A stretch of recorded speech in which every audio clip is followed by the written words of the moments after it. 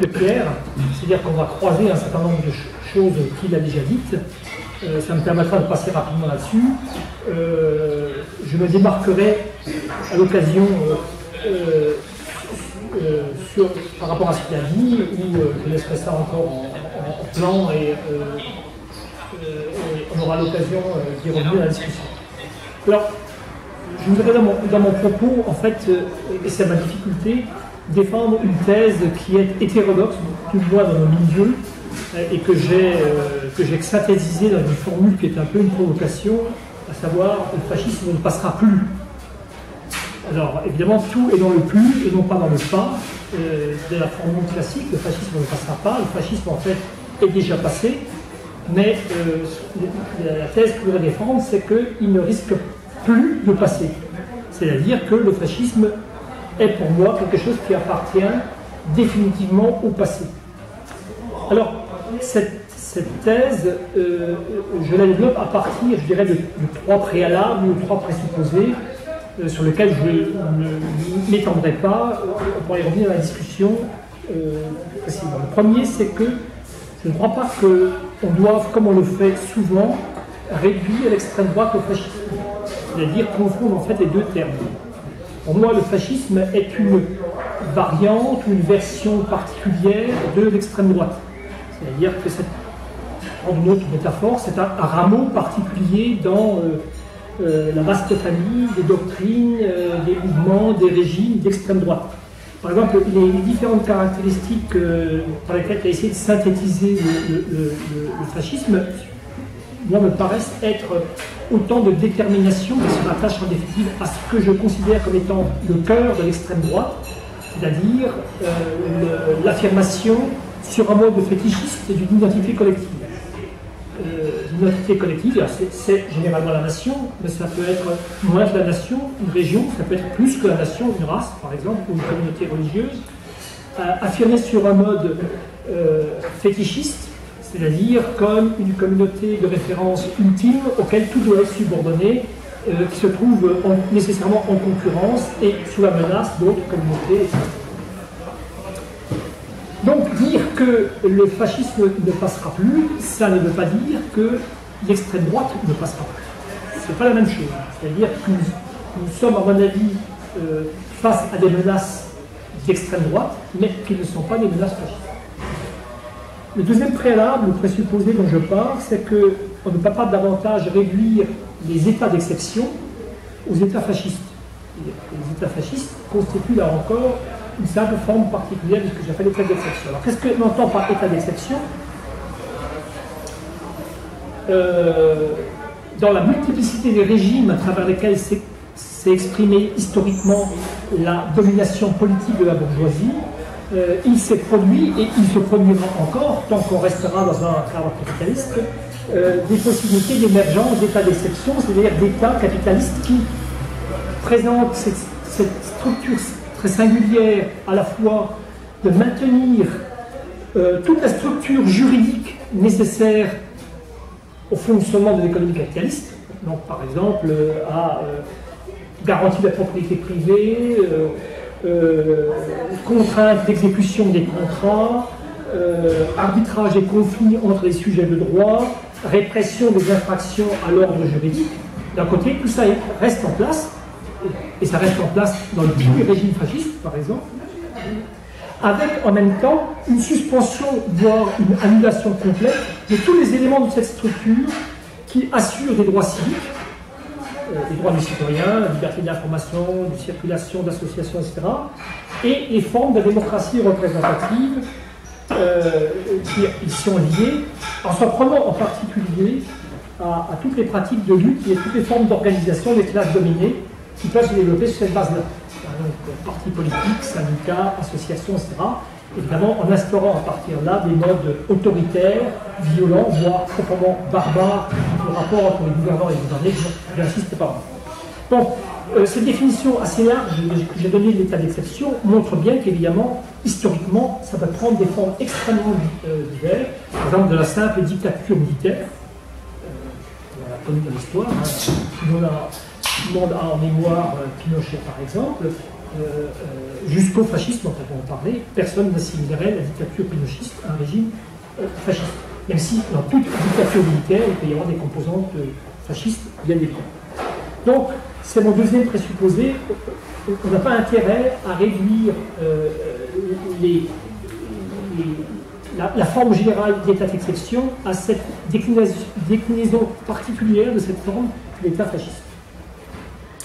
Le troisième préalable présupposé dont je parle, c'est que je pense qu'il faut, par rapport, alors Pierre l'a bien dit, fonctionne dans nos milieux un usage du mot fasciste qui est un usage de connotation très affective, aux colorations très morales, qui est un slogan très mobilisateur. Pour ma part, j'essaie de faire un pas en arrière, même 2 pas en arrière par rapport à ça, j'entends de recul réflexif, pour essayer d'historiser et sociologiser la notion. C'est-à-dire ne pas considérer le fascisme comme une espèce d'universel transhistorique et transsociétal, mais comme le produit spécifique d'une situation historique spécifique. En l'occurrence, celle que traversent les sociétés européennes à des degrés divers et sous différentes formes, situation de crise, que je caractérisais plus précisément, dans les années 20 et 30. C'est dans ce contexte-là que des régimes fascistes vont pouvoir réussir, pouvoir prendre forme à l'intérieur d'une effervescence fasciste plus générale, qui n'aboutira pas nécessairement jusqu'à tout. Donc, en fait, toute ma thèse, je vais l'argumenter à partir de différences que je vais établir entre la situation qui était celle des sociétés européennes dans les années 20 et 30 et la situation des sociétés européennes à l'époque contemporaine, c'est-à-dire aujourd'hui. Et je vais procéder à cette comparaison à 3 niveaux, qui sont autant de niveaux d'analyse possibles du phénomène fasciste. Enfin, du phénomène fasciste, dès lors qu'il, je dirais, il arrive à pleine maturité, c'est-à-dire dès lors qu'il donne naissance à des régimes spécifiques. Alors, effectivement, Pierre a bien eu raison de rappeler que ça ne s'est produit de manière pure ou à peu près pure que dans 2 États, l'Italie des années 20, 22-23, et l'Allemagne des années 30. Avec, peut-être là, je dirais, je serais moins catégorique que lui. Je pense que la comparaison peut se faire sur à peu près tous les plans, à cette différence près, qui est la caractéristique spécifique du fascisme allemand, qui est la dimension antisémite, et qui est une dimension qui est, je dirais, dans large mesure autonome par rapport au fascisme. C'est-à-dire qu'il n'y a pas dans la matrice de l'antisémitisme, il n'est pas une dimension structurante du fascisme. C'est-à-dire on peut à la limite même concevoir un fascisme, on aurait pu concevoir un fascisme qui ne soit pas antisémite. Le fascisme italien, on va montrer l'exemple, même après l'adoption des lois raciales de 1938, la répression incontestable, la persécution incontestable des populations juives, des communautés juives en Italie, n'a absolument pas pris la forme meurtrière que ça avait déjà pris en Allemagne et que ça allait prendre, et que c'est uniquement après l'occupation allemande de l'Italie que, par exemple, la déportation de ces populations a commencé. Bon, c'est une parenthèse, je vais la refaire. Donc, 3 niveaux. Premier niveau, les rapports de classe. Je dirais, en vieux marxiste indécrottable que je suis, je pense que les phénomènes politiques doivent se décrypter d'abord par la configuration des rapports de classe qu'ils expriment. La configuration qui permet la réussite du fascisme comme un régime politique cette configuration présente 4 éléments que de manière assez remarquable, Daniel Guérin avait déjà assez précisément caractérisé dans ces 2 études classiques dont ils sont contemporaines. Trotsky aussi demeure. Ensuite, ça a été affiné par les historiens par après, mais je dirais, il faut rendre grâce à ces 2 observateurs d'avoir vu très largement juste à ce moment-là. Donc je prends référence à Trotsky et à Guérin pour montrer que c'est vraiment, on peut être sur des positions totalement politiques totalement différentes et parvenir aux mêmes conclusions sur le problème. Premier élément, c'est l'échec de la poussée révolutionnaire à la fin et au lendemain immédiat de la Première Guerre mondiale.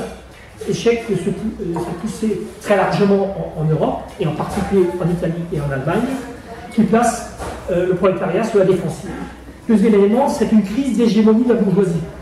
Alors j'utilise le terme d'hégémonie au sens de Gramsci, c'est-à-dire au sens où il montre qu'il y a une dimension spécifique de la domination bourgeoise dans l'hégémonie, c'est-à-dire la capacité de la classe dominante, de la bourgeoisie, à obtenir un consentement fut-il passif des classes dominées à sa propre domination à travers l'organisation de tout un réseau d'alliances de classes. Il y a là une crise spécifique qui est liée en fait à une transformation en profondeur de la domination bourgeoise liée au passage, je reprends les terminologies classiques, je ne peux pas revenir complètement là-dessus, elles sont en plus en particulier impropres, c'est celle qu'utilise Guérin, liées au passage du capitalisme concurrentiel au capitalisme dit monopolistique. En fait, la structure est essentiellement d'oligopole dans un certain nombre de branches de la production capitaliste. Le troisième élément, c'est une contradiction qui va aller grandissant dans les années 20 et 30 entre les intérêts du capital monopoliste et l'ensemble, pourrait-on dire, des classes sociales, y compris les fractions non monopolistes de la bourgeoisie et, a fortiori, évidemment, les classes populaires, y compris, je vais y venir, les classes moyennes traditionnelles qui, quatrième élément, à partir de là, tendent à s'autonomiser et à se radicaliser politiquement dans une opposition bourgeoise. Par classe moyenne traditionnelle, j'entends petite et moyenne paysannerie, petite bourgeoisie et petit capital. Alors, les régimes fascistes vont avoir... Alors, ces contradictions, on va les retrouver dans toutes les sociétés européennes. Elles vont se résoudre de manière différente. Elles vont trouver une solution spécifique en Italie et en Allemagne à travers les régimes fascistes qui auront pour fonction, premièrement, de liquider ce qui reste de mouvement ouvrier organisé. Deuxièmement, de refonder un bloc social, donc un système d'alliance autour de la bourgeoisie monopoliste. Et troisièmement, d'accorder aux classes populaires quelques compensations, entre guillemets, largement imaginaires et symboliques, mais aussi en partie réelles, je vais y revenir pour un moment, en particulier via des aventures militaristes, tant plus loin que ces aventures auront été victorieuses, évidemment, à partir du moment où sa vie est à la défaite, c'est au contraire la catastrophe générale pour les populations en question. Pensons à l'état de ruine, littéralement l'état de ruine dans lequel Hitler resta à l'Allemagne en 1945.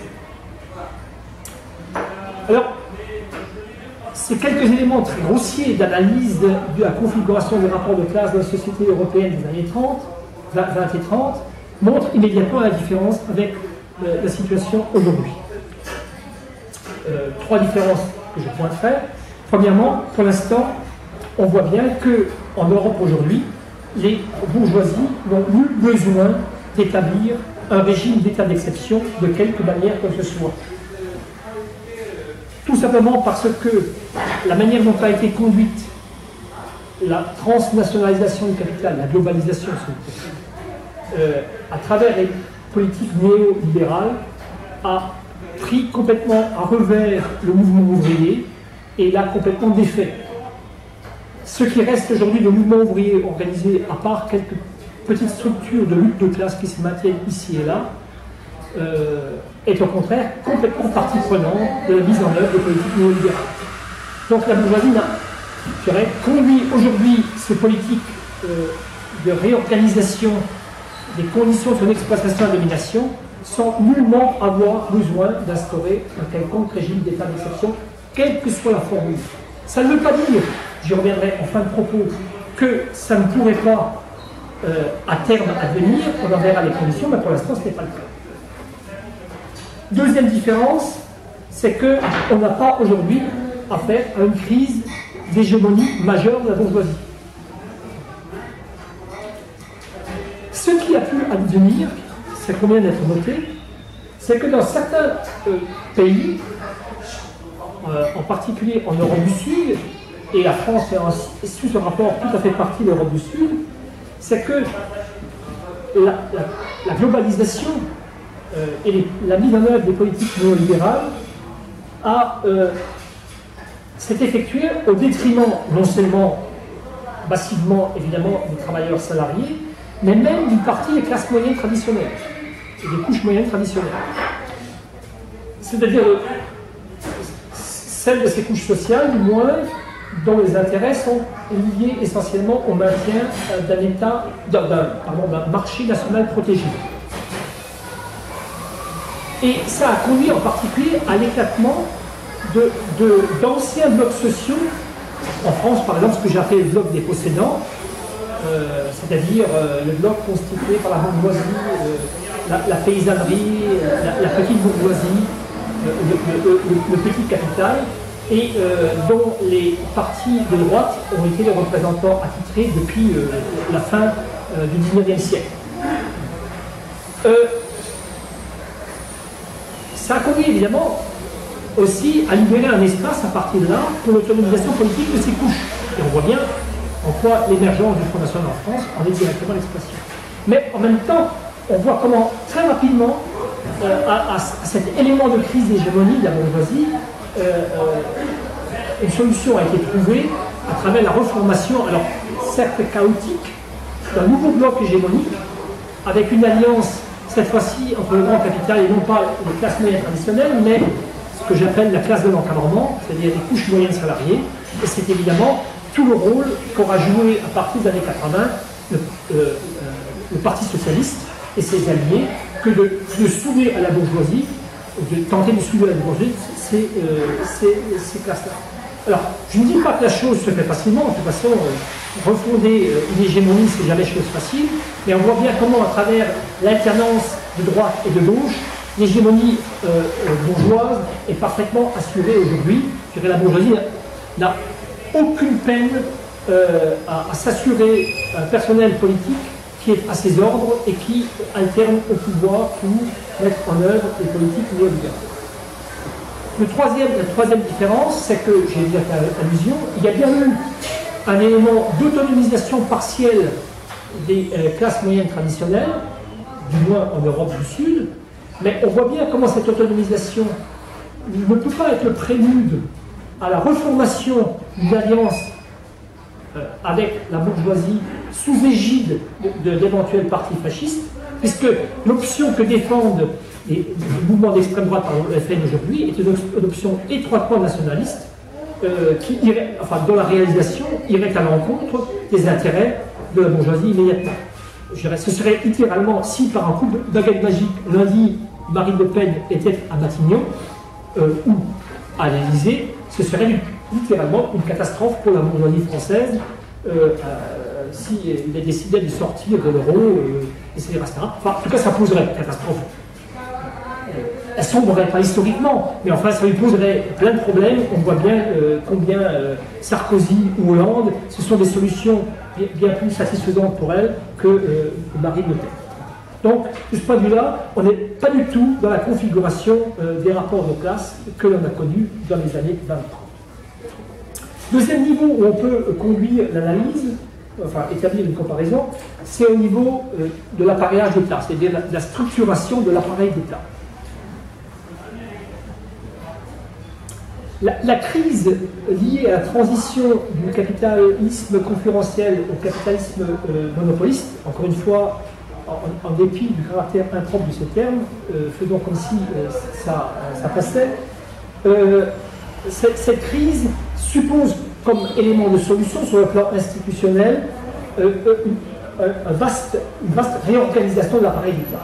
Jusqu'alors, l'appareil d'État bourgeois était un appareil qui était essentiellement qu'on appelait l'appareil gendarme, c'est-à-dire l'appareil qui était garant du marché, qui veillait à ce que le marché fonctionne normalement, garant du marché, c'est-à-dire qui édite une monnaie stable, qui garantit un ordre juridique constant et qui réprime toutes les infractions à la monnaie et à l'ordre juridique question. Et basta.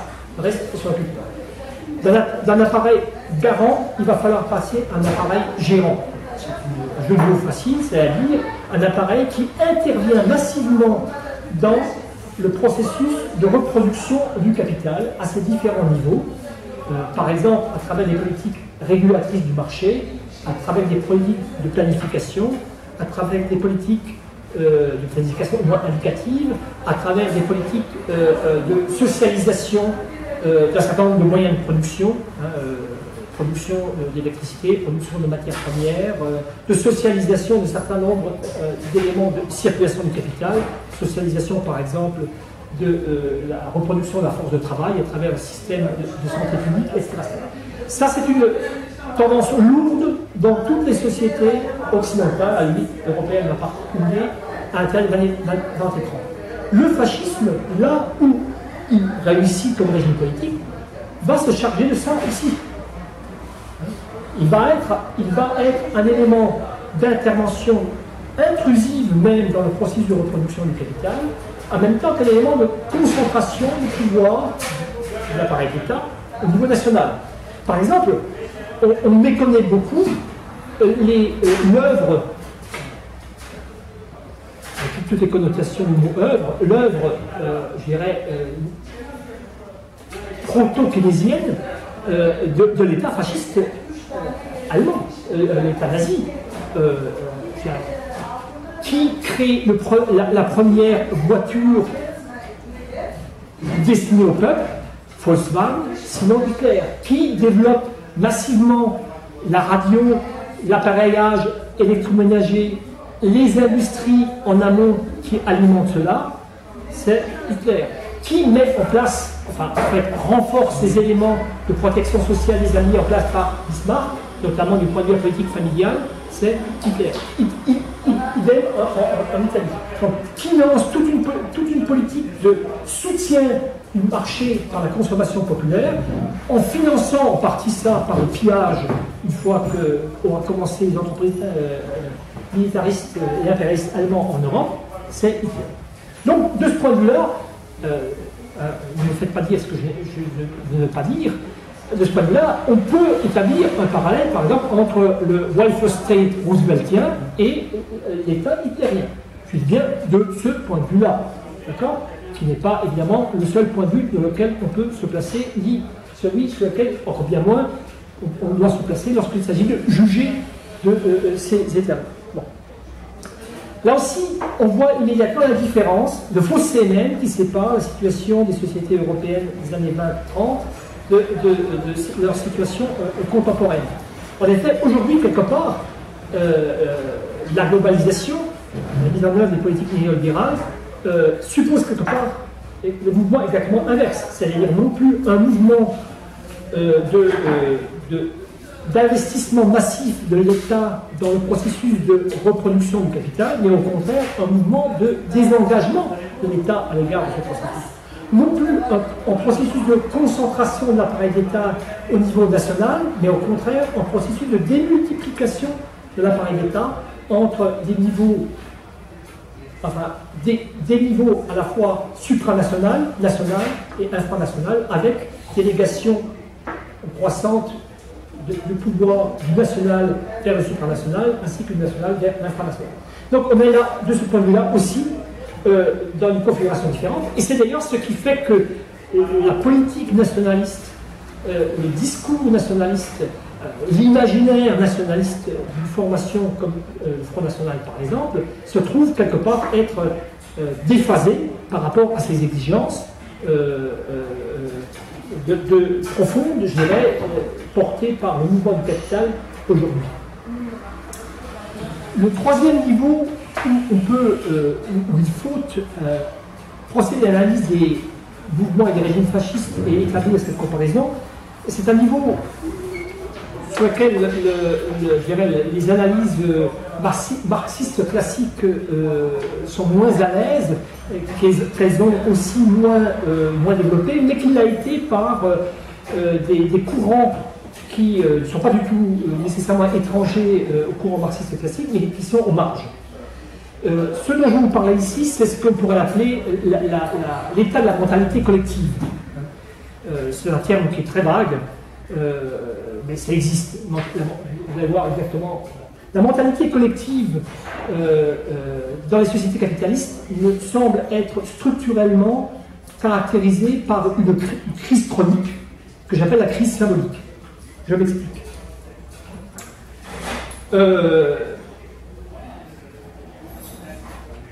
Toute société se structure aussi symboliquement, c'est-à-dire se structure à travers un ordre symbolique. J'entends par là un cadre, un tant soit peu stable, un tant soit peu cohérent d'idées, de normes, de références, de valeurs auxquelles les individus croient et qui leur permet de s'identifier en tant qu'individu, de communiquer avec les autres, de participer aux activités collectives, etc. Le propre des sociétés capitalistes, me semble-t-il, c'est qu'elles sont faiblement capables et potentiellement incapables de se structurer symboliquement. C'est-à-dire elles ont ce que j'appellerais un déficit de structuration symbolique. Alors, de multiples auteurs ont mis ça en évidence. Je dirais, en marge, par exemple, du marxisme, dès les années 30, toute l'école de Francfort réfléchit là-dessus. Et, en effet, établit sur cette base-là le rapport qu'il peut y avoir entre ce phénomène-là et la mentalité fasciste. La mentalité fasciste qui s'inscrit en réaction à cela. Par exemple, les analyses que Eric Fromm mène sur la peur de la liberté, les analyses que Wilhelm Reich mène sur la peste émotionnelle, ce qu'on appelle la peste émotionnelle, c'est-à-dire la propension à la soumission volontaire, mettent l'accent sur une dimension de cette crise symbolique qui est la disparition ou du moins l'affaiblissement d'un certain nombre de structures autoritaires, traditionnelles, comme la famille paternaliste, comme les ordres professionnels, comme les églises, etc. Et qui crée un état de panique chez les individus, en particulier qui réactive ce que les analystes appellent l'angoisse d'abandon, et qui conduit l'individu à chercher, à se réfugier auprès d'un grand homme, d'un mouvement puissant, d'un état fort, etc. Et ainsi ont-ils, qu'il s'agisse de Fromm ou de Weber, de Reich, pardon, ont-ils ainsi pu expliquer le fascisme. Ce qui s'est passé entre-temps, c'est que cette crise symbolique, ce déficit de structuration des sociétés capitalistes sur le plan symbolique n'a fait que s'accroître. Mais s'accroître au point où, à la fois, évidemment, en s'accroissant, il peut donner naissance, ce déficit encore accru d'ordre symbolique, peut encore plus facilement donner naissance à la recherche d'une structuration de l'individu sous l'égide d'un grand chef charismatique, d'un parti, etc. Mais précisément en s'accroissant aussi, a commencé paradoxalement, contradictoirement, à faire naître des contre-tendances. J'en vois en particulier trois. Il s'est accru à tel point que